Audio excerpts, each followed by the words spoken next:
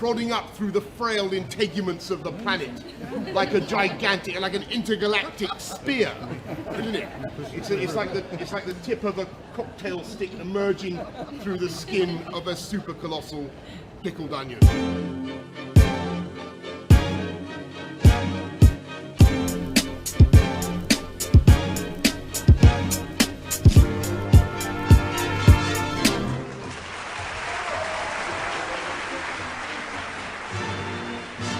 Welcome to episode 4 of the Gristle Digest, the weekly podcast that prods nervously at the unsightly detritus of the week's news before drowning it entirely in a rich gravy of misinformation, gloriously inappropriate speculation and world-class nonsense.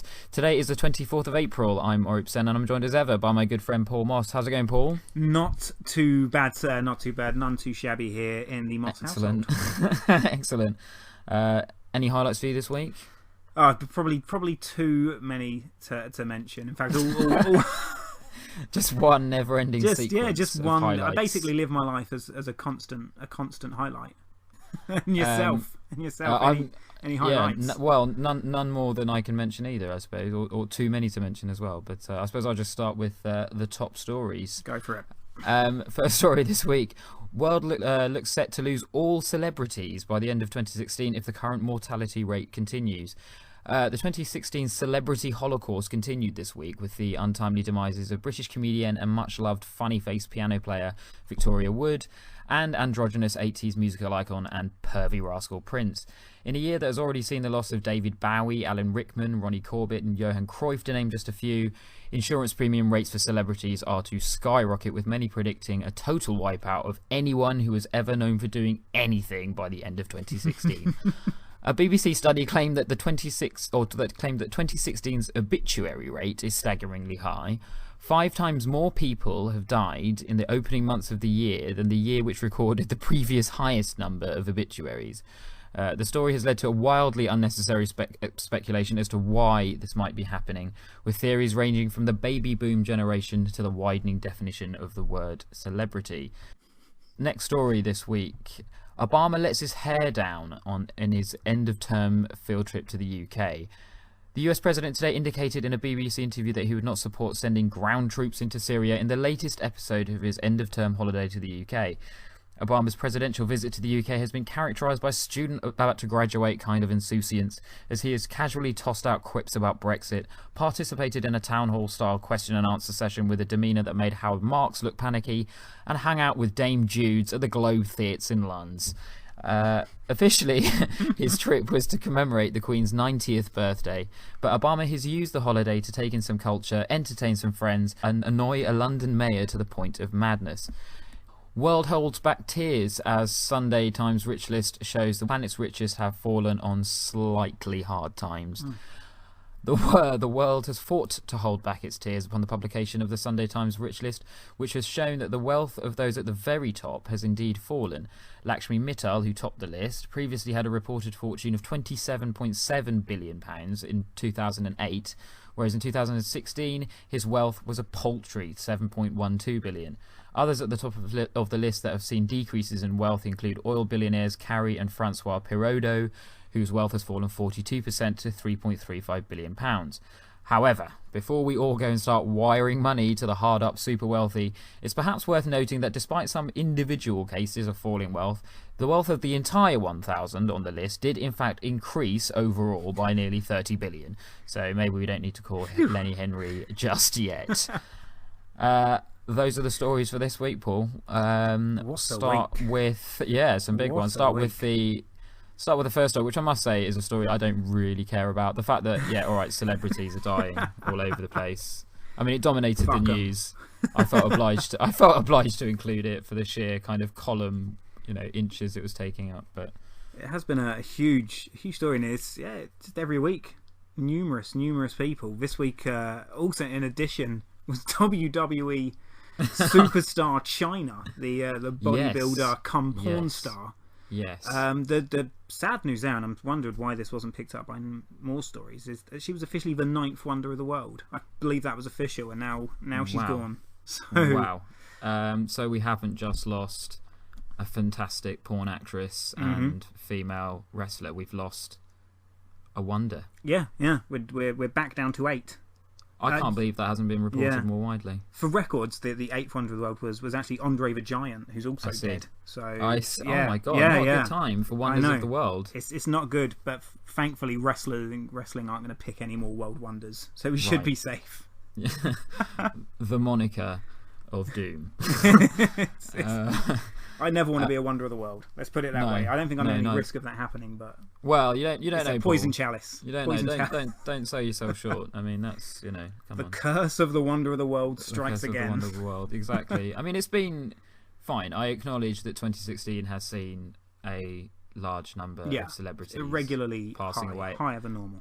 I think that the highest number of sort of famous obituaries in a year, according to the BBC, was a couple of years ago, and it was sort of 12 or 13, and that was in the entire year. And already at the moment, we've had like 25 or something, which is quite a lot. It's quite exceptional. Really. But I mean, it's fairly obvious as to why it's all happening, isn't it? It's just drugs. It's just the zeitgeist or whatever is that as well. It's definitely not drugs, but it's drugs. But it's kind of just everyone's famous, so everyone. It'll be like in however many years' time when sort of Joey Essex or one of these people die, there'll be sort of news reports about it. So it will seem they'll just news in 20 years' time will just be a never-ending stream of death reports about people that were famous for like 12 minutes. Like reality TV is, you know what I mean? Yeah, thank God, thank reality TV for that. That's what. Jesus, you're right though, aren't you? Because if you think of how many famous people from the 50s, like you would struggle to get more than like 20, 30 maybe. The 60s, you could certainly name more. 70s, again increasing. 80s, and you're right. With every decade, more and more famous people. So yeah, I guess it stands to reason. It's just bound to happen, isn't it? More and so more you sort of deaths. wonder why there was so much kind of reasoning about it, and people were kind of like, is this sort of like the end of the world? Yeah. I mean, are we all dying? That's it. And I think it does say in the Bible somewhere that the apocalypse comes as 4 horsemen, and then it's the Victoria Wood. Yeah, the Victoria celebrities will all go Victoria Wood. Yeah. Next story was Obama's trip to the UK. I mean, I sort of have followed it a little bit, and I think he has just been kind of, just like cruising about. Like it's not even like he's sort of on a. It doesn't seem like he's the president of the US and he's coming to do this official visit. Like, did you see him at the town hall? It was kind of just quipping and kind of just like so hanging catch. out. So catch. Yeah. Shirt sleeves rolled up. He can do that down there, can't he? What is he, 9 months? Exactly. Of a meaningless presidency. It doesn't matter. Whatever happens come July, he's gone. And the final nominations for the respective parties, America's in the toilet. It doesn't matter now for him. He's walking away. He's going to seem like, as well, given what's likely to happen, given who's likely to be elected, he's going to seem like this kind of just amazing.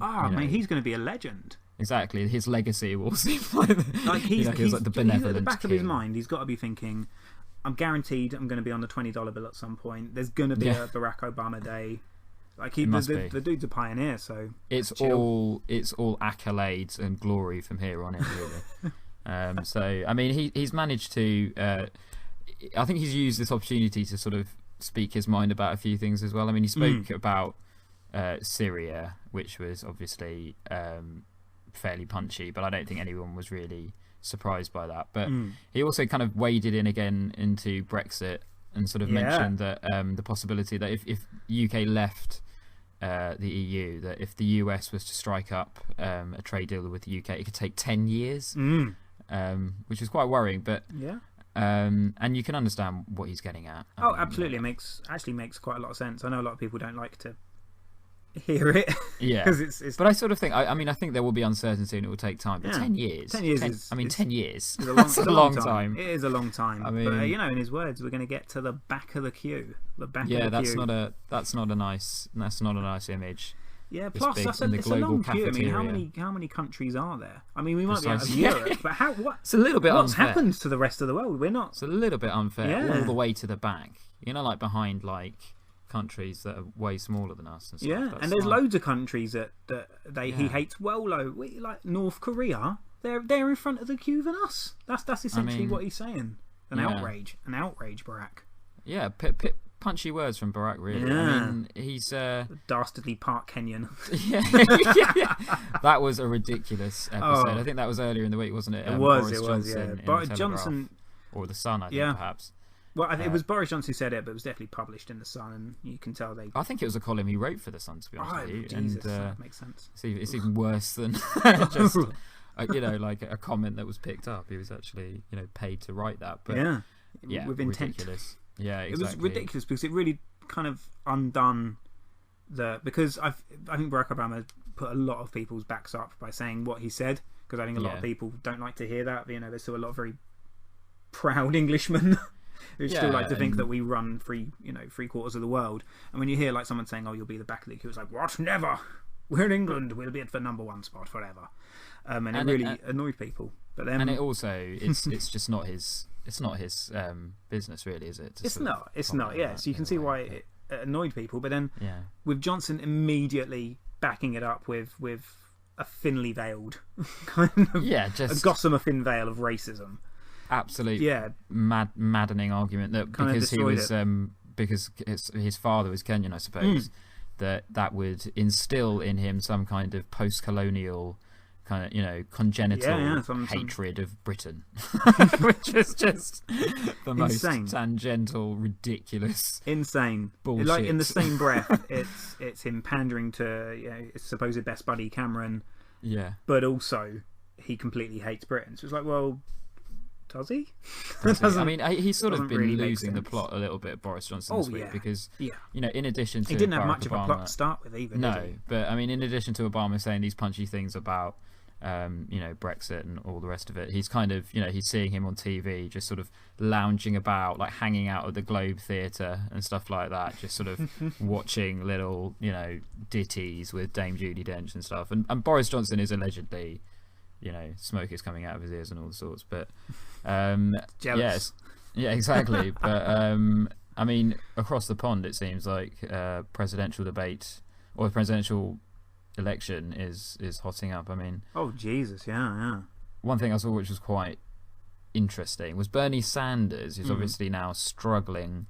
Yeah, he's behind Hillary Clinton. It's near an impossibility for him now to get the number of delegates needed. Yeah, and it's one of the sort of slightly surprising statistics about his campaign has been that he's lost in 16 states where they've got really high income inequality, and most people thought that those kind of states would naturally be the rally ones that behind would, him. exactly, you vote for him, for Bernie. That's who he's working for. Exactly, but he came out as, I think it was in the New York Times, he said today that poor people don't vote, and that's why he's done so badly. And I think most people then, in response to that, were like, well, if you're running for poor people, aren't you, Bernie? And he's kind of, yes. And they're like, well, what then? Why then? What then? Why then? What then? Why then, Bernie? his key voters, his key demographic are the non-voters. Exactly. He wants a bold political tactic. Exactly. riding to the White House on the backs of the non-voters. And final story this week, Paul, is the Sunday Times Rich List came out today, and my heart broke. It's the usual annual kind of vomit-inducing taxonomy of swines and dick faces, and a lot of dick faces on that list. There really are. Fine. So some rich people have lost a bit of money. It doesn't seem to change my opinion that they've still got quite a lot of the money, and it seems like even though the likes of Lakshmi Mittal and the Perodo brothers have lost money, actually over the same period of time that they're sort of charting this, I think I read in the Independent that inequality has actually increased like immeasurably, quite a lot during that time. If only those people voted. Exactly, if only those people voted. London still features quite highly in all of this. I think previously, last year, there used to be 80 of the top 1,000 Sunday Times Rich List members that used to live in London. This year it's gone down to 77.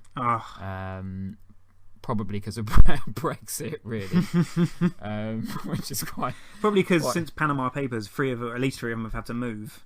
Yeah, I know, and it's been a bit of exactly. That may well be a reason, Paul.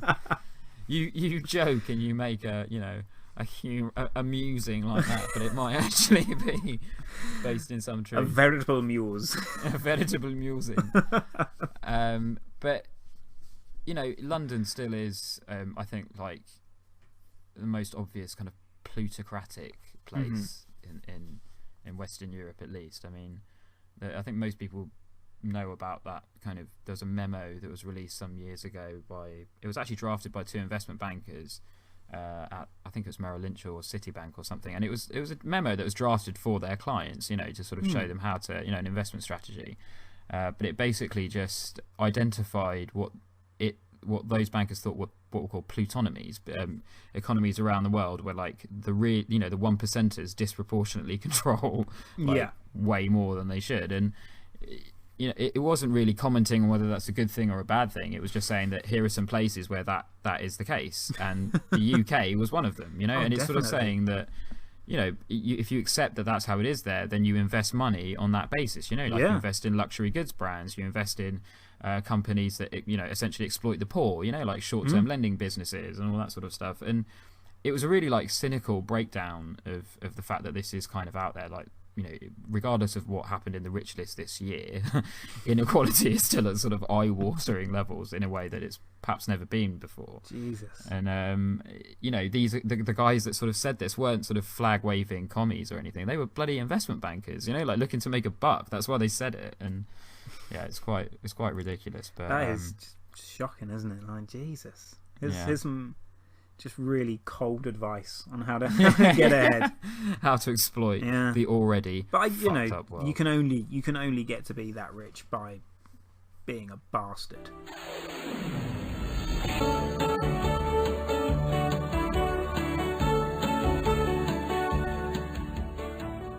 On this day in history, so Paul, do you remember last week's facts? You didn't even nearly remember last week when I asked you. Do you remember? Yeah. I remember. We don't need to indulge in this merry dance. It was sport. There was cricket, boxing, and another. Tennis. Yeah, that's not sport though, is it? You can't blame me for not remembering that. That's true. But if you do recall, it was in fact that the sort of theme was that they were mammoth sporting contests for no reason, and they all ended in draws. And the options were so this is in respect of the 17th of April. So the first fact was in 1875, English tennis player Henry Cadogan played Frank Denby of Canada in a match lasting 16 sets, which was eventually called a draw.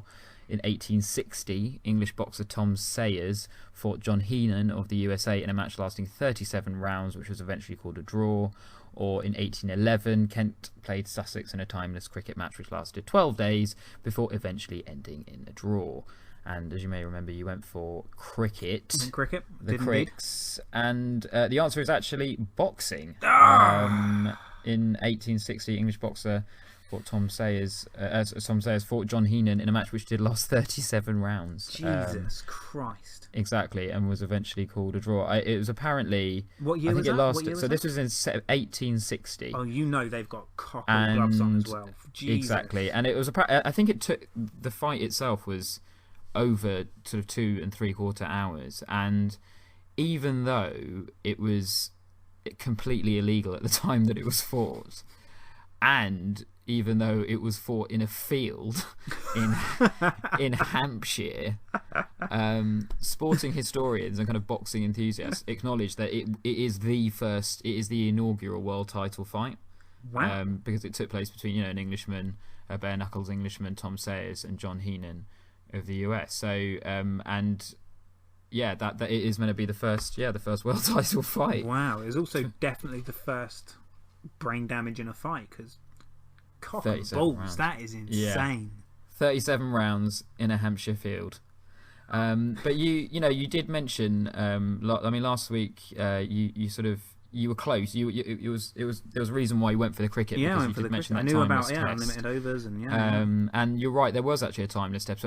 I wasn't clear. I couldn't find out how many timeless tests there were, but there was that timeless test that you mentioned. But it was between England and South Africa. It was actually 1939 in Durban, and it ended in a draw after 12 days, as you say, because the England team would have missed their boat. Had to get the boat back to didn't go they? home. Had to go through duty free and stuff. And exactly.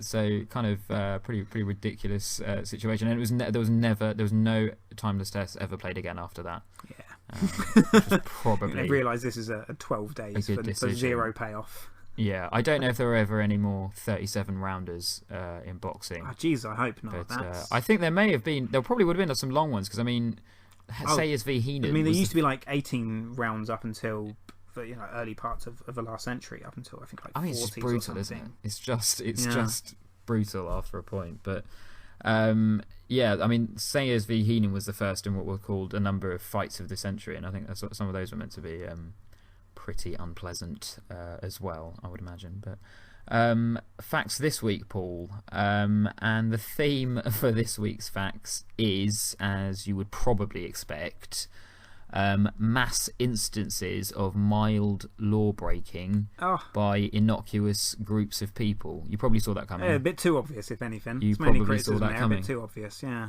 I like a surprise. Yeah, well, unfortunately, I've gone for mass instances of mild law breaking by innocuous. It's all right, I'm ready for it. Groups of people. The three facts. The first one, fact number 1, is in 1835. So this is again in respect of the 24th of April, so it's today. In 1835, a mass sit-in by militant librarians took place at Chertsey Town Hall in an attempt to secure a public reading room in the building. Fact number 2, in 1900, a mass display of public indecency by militant nudists took place on Havering Sound. The worst kind of nudist. In an attempt to secure a public nudists' beach. And fact number 3, in 1932, a mass trespass by militant ramblers took place. So the worst kind of rambler. Exactly, in parts of the Peak District in an attempt to secure a public right-of-way. So that's 1835, militant librarians, 1900, militant nudists, 1932, militant ramblers. Wow. Which I'm struggling to say ramblers, that's how militant they were. Wow. Well, what do you reckon, Paul? Which one happened? Which ones? Which were the two that were just? Well, it's funny you ask. In my free time, I do like to ramble nude around a library. So these are all stories close to my heart. But I've never met a rambler I didn't like. I've never met a nudist without at least something interesting to say. But librarians, by their nature, are scum. by their nature. By their very nature. By their knowledge-preserving nature. Yeah. Their cataloguing of everything that mankind has said. Any form of crime involving a librarian would come as zero shock to me. It's the only language those people understand. I'm going librarians. Librarians. So Paul goes for librarians. Answers next week. Beamer in a white van. Oi, oi. Just call me the Neighbourhood Big Man. Oi, oi, oi. Oh, crap. Oi, oi. Hey, Rope, come here. What? Oi, oi. What? I heard you have a curry every day. What? No. Not every day. Like some days. But... Oi. What? Well, I heard you punch that fat boy. Is that true? What? No, I didn't punch anyone. What was that? Because you was eating curry. Oi, see you later, Aaron. Be lucky.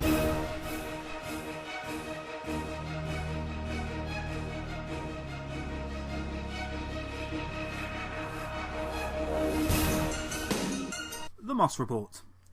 This week, Orup, I have taken a voyage into the political outback, which is, as it happens, also the actual outback. That's right, I've waded balls deep into the shocking and all too openly arseholed world of Australian politics. Now, Australian politicians, as far as I've been able to work out, are all essentially flag-waving Bible nuts who drip-feed xenophobic sound bites for shock reaction whilst necking back pints of beer and demonising foreigners as the root of all quantifiable evil in the world. Australia is basically a country run entirely by Nigel Farages.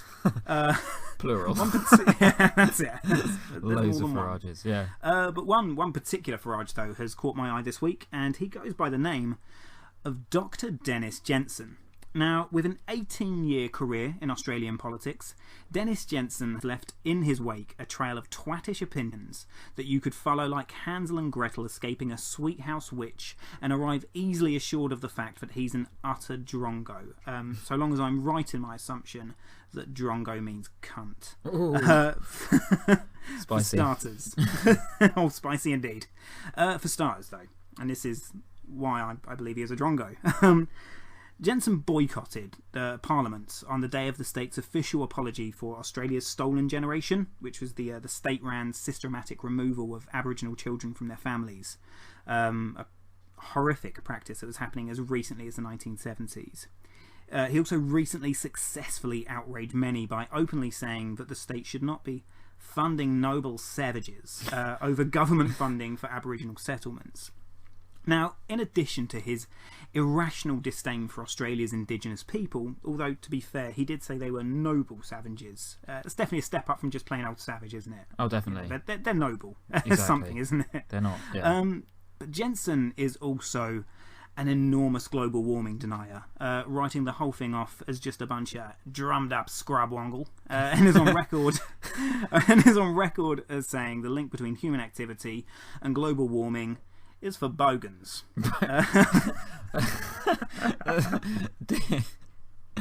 It is. He pulled the bogan card out in possibly the least appropriate context, but fine. Jensen is also a long-time darling of the incredibly populous and vocal evangelical Christian right of Australia, meaning we have a full house of hatred, as surprise, surprise, he is also very much opposed to gayness in any and all its forms. During a 2012 interview, I believe with the Woo-Boogatungal Open Observer, Jensen went on record as stating, "It's Bruce and Sheila, not Bruce and Peter," before going on to describe in great detail the types of aggressive homosexual encounters with large groups of Aboriginal men he would simply hate to have. But despite the multiple streams of abhorrence pouring out of this narrow-minded shit whistle, the good doctor has flashed up on my retard radar this week as he's just been told in no uncertain terms to rack off by the Liberal Party, for whom he has held a seat in Parliament for 12 years. The reason for which had nothing to do with the mill of hate he's been spilling for nearly 2 decades. It's because he recently self-published a techno-thriller entitled The Sky Warriors. Now, Nice. the book story focuses around a fictional war between Australia and their age-old adversary, Indonesia, backed, of course, by the Local dastardly derby, innit? Chinese. It is. Now, although you may be thinking that Jensen was canned for jeopardising those all-important Austro-Indo-Chinese relationships, you would in fact be wrong. The good doctor's literary endeavours in fact exposed his sizzling sexual underbelly. And one cringe-inducing, erection-killing paragraph of pseudo-rape erotica later, the Jesus vote was lost, and with it, his 18 years of hate-mongering in the name of Australia was finished. Jensen has since claimed he was the victim of a smear campaign by the newspaper The Australian, to which the paper rebutted in fantastic form, by saying Jensen is the rarest of unpublished authors who sues a publisher for publishing material, the publication of which he had previously actively sought. Burn! Burn. Get some burn lotion for Torched. Dr. David Jensen. And with that, the burning star of bullshit that was Dr. Dennis Jensen fades into the night sky of hatred. But you know what, Orip, I do like to think that somewhere in the infinite cosmos of bigotry, as I speak these very words, Nigel Farage is sat in his study, tapping out a smutty, xenophobia-fueled techno-thriller. We can but dream, my good friend. We we can but dream. Wow. And that was the focus of the Moss report this week. Well, What the ruddy bloody hell do you make of all that? Then? well, I mean, yeah, Dennis Jensen is an interesting character. I think the first thing that jumps out at you when you look at Australian politics is the fact that the Liberal Party are really not exactly how you would. The most unliberal.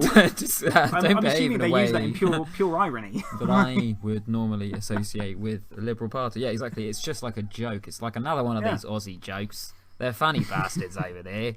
So they call their asshole party the Liberal Party. But so that was an interesting one. And yeah, you're right. He is a sort of strident climate change denier. Oh yeah, no, I think he's been involved in the publication of books and things that say it's all hogwash and things like that, which is very, and Australia has I think it was under Kevin Rudd, but it was it was under the current Prime Minister Tony Abbott, but they've had a shocking record with the environment generally, just sort of destroying biomes that are endangered and all the rest of it.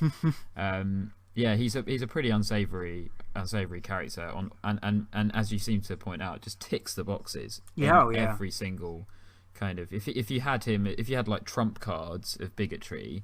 Oh my god, they would literally be called trump cards as well. Like after they would be called trump cards. Wow. Top who trumps. would Dennis Jensen would be like a super boss. It'd be so difficult to beat.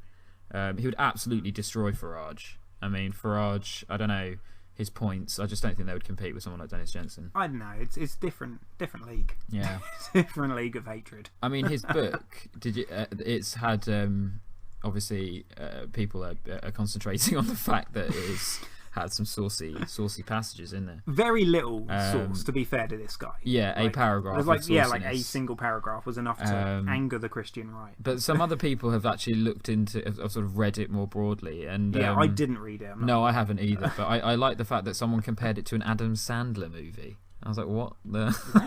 And I'm not sure what that was quite getting at. And then I think in the same breath it was mentioned that women are portrayed relatively negatively and all that sort of stuff, and also that there's loads of kind of descriptions like almost of how military equipment works. Like geek facts for like submarines and helicopters, like really boring detail. Copied out passages of a military manual, thinking that that's what people want to see. And when you read books like that, and sometimes you do read books like that where someone is just completely has just lost the plot in terms of what they think people want to read. And it's almost like if that was made into a film, if you could imagine, it would just be like watching a man do a really detailed kind of like mechanical procedure for like eight minutes. Like the bit in the movie where they've got to like fix something, or like the A-Team when they would do up the van. You typically would go to a montage. And if this guy was doing it, it would just be like you're watching him. 24-hour film. You're watching him unscrew every screw. Weld every inch and kind of do fiddle everything. Around for the right size wrench and stuff like that. But that's Jensen for you, Paul. That's Jensen. What a tosser. What a cock. Did you see some of the smut that was in that paragraph? I do have a small section here. Would you like to regale said small section? Because I don't think before I do that, I would ask the good people of the internet to just try and hold in those orgasms. It's going to be hard. Okay. Well, that's me included, I must say. But yeah, go for it. Of course. Flushed with the excitement of the moment, Ronno felt that he just had to relieve himself. He violently pulled Yasmin's blouse buttons apart, completely ignoring her protests. Yasmin didn't believe in wearing bras. In fact, she really didn't need to. What the fuck is that? Wow. Why? Wow, so short and yet so revealing. Both in terms of what happened. I feel genuinely grubby now for having read that out loud. I wonder how that was kind of integral to the plot when it was happened. If you just parachuted that paragraph into. I think he did. So I read his father was a journalist and an author, and his advice to him was, if you want to get published, just throw in at least one sex scene. A little bit of sex, mate, goes a long way to getting published in Australia. How do you break up the detailed Adam Sandler style exactly rundown of a battle helicopter? You can't help in the Austro-Indonesian War. There's some mixed reviews about this out there, aren't there? There are. The reviews range a complete gambit, all the way from shit to fucking awful, and all the stops in between. Dear oh dear. Dennis Jensen, a stern indictment from Paul Moss. We salute you, Jensen. We salute you, buddy. Where you going then, mate? King's Cross Station, please. Yeah, alright, hop in. Oh, it's a shame what happened to Victoria Wood. Oh, you wanker! She was a lovely woman. Yeah, no, she was, very talented. Ah, national treasure, mate. Dave came and said it himself. She was what you would call... Well, when you get back with your bloody tree, mate? She was what you call a born entertainer. You know what I mean? Yeah, no. She was born to entertain. And not in a way that, like, you know, Jessica Alba was born to entertain. You know what I mean? Oh, God. No, but she was terrific, mate. No, she was. I'll tell you what, I ain't going to miss that other bloke who popped it. What's his name? Oh, you put there's a fucking lane there. What was his name? What, Prince? Prince. Yeah, I ain't shedding a tear for no one that went around looking like that. Looked like he had a kiddie fiddler for a dad and a dyke for a mum, you know what I mean? Oh yeah, I'll smash your face in. Oh, you look about 60, love. No, sorry, I don't know what. Yeah, what's this all about? It's doves crying. Doves crying. I don't give a toss about your lot's bloody doves, mate. They can cry all they bloody want, you know what I mean? We have lanes in this country, mate. They ain't the bloody jungle. Oh, good grief. And purple rain, you taking a piss? Purple bloody rain? I always lot would love that, wouldn't they? Purple bloody rain, nonsense about with umbrellas and dildos in the purple bloody rain. I think I can get out here, actually. Oh, and another thing. Signal, you monkey. Removing your own ribs. Please. Please, here will be fine, sir. Alright. Suit yourself. That will be £64 then, please, mate. 64? Fine, here. No tip. Wanker.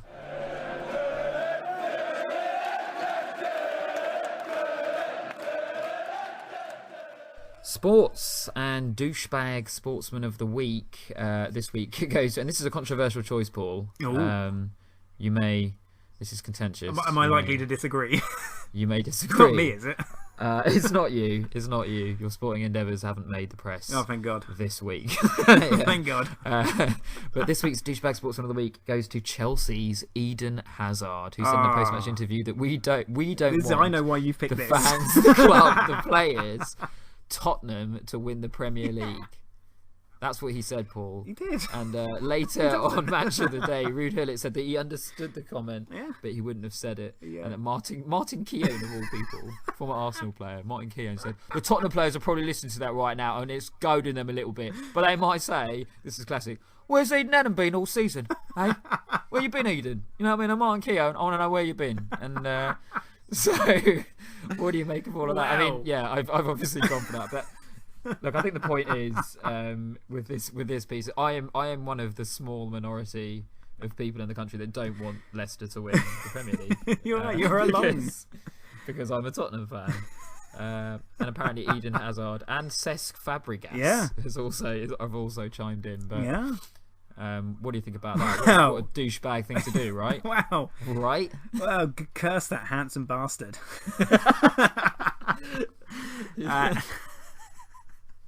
Well, there's a lot of history. There's a bit of history. I'm not for getting on terribly well. I only ever get to see Chelsea during cup games, and usually there is early round League Cup games. So we're playing not particularly great teams, and all cup game Chelsea fans, all they do is sing about how much we hate Tottenham.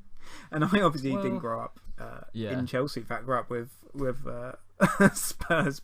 Best mate, so I don't naturally hate you guys as much as maybe I should.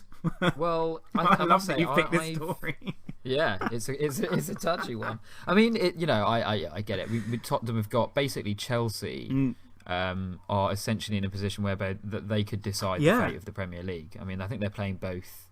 As we have in they're certainly playing Tottenham many leagues before. I mean they're to their own in respect to their own position. But this time, Spurs playing Chelsea in the last day of the season, so obviously a must-win game for them. But Eden Hazard. Yeah, nice that he pipes up. He scored 2 goals this week. I think against Bournemouth. Got a brace. He's come. He's found his form again, just in the nick of time. Yeah, in the nick of time. In the nick of time for Belgium. Exactly. Not soon enough for Martin Keown, though. It has to be said. So that's my version of douchebag sportsman of the week, which you may disagree with. Unlucky bastard of the week, Paul. This week. So this week's unlucky bastard of the week is Nigerian football referee Wale Akinsanya, who was named as the referee charged with marshalling the match between Warri Wolves and Giwa FC. It's always going to kick off. Yeah, despite the fact that he's been dead for over 3 months. So pretty bad luck for him. Probably got enough on his plate being dead without having to worry about a football match. But this is sort of in Nigeria. There's been a bit of a problem in that I think that the Football Federation has got some internal wranglings, which has resulted in two lists of referees. So sort of referees or officials generally for each football match remaining in the season now in existence. So sort of 2 sets of officials are turning up or potentially could turn up for each game each week, and one of them's cause dead. havoc. One of them's dead. That is definitely unlucky. I can't argue with this one. Pretty I think unlucky. Pretty unlucky. Bone of contention over over the previous section, but I mean, think we can both agree that being dead is unlucky. Yeah, I mean, it is pretty unlucky. But if we just flick back actually to Leicester Tottenham, I mean, let's do it. I must say, I won't hate Leicester for the winning. I mean, it's an amazing story. Isn't it? It's bonkers. I like to just wind people up and take small amounts of joy away from people. And everyone's very pro Leicester, and I am enormously. I can't wait to see him do it. It's brilliant. But I've gone along the line of Leicester looking like they're going to win, probably going to finish on about 80 points. Not a massive kind of haul by any stretch. So is this really well played Leicester, or is it just the failings of the big 5 Premiership clubs and indicative of the weakening status of the Premier League? We went from constantly having at least 2 semi-finalists in the Champions League throughout the 2000s. What a melancholy overture to now we're just otherwise now even Leicester can win this story. league. I know it absolutely shits on it. I'm having a whale of a time bringing people down with it. And that's just the kind of attitude we need. But and just enough time, Paul, this week I think after sports for an audio Instagram, if you will. I love these. If you permit me one indulgence.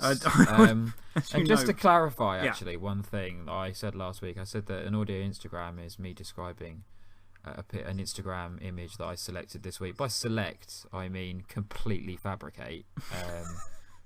Any kind of, Kanye West lawyers out there or whatever, just to sort of, FYI.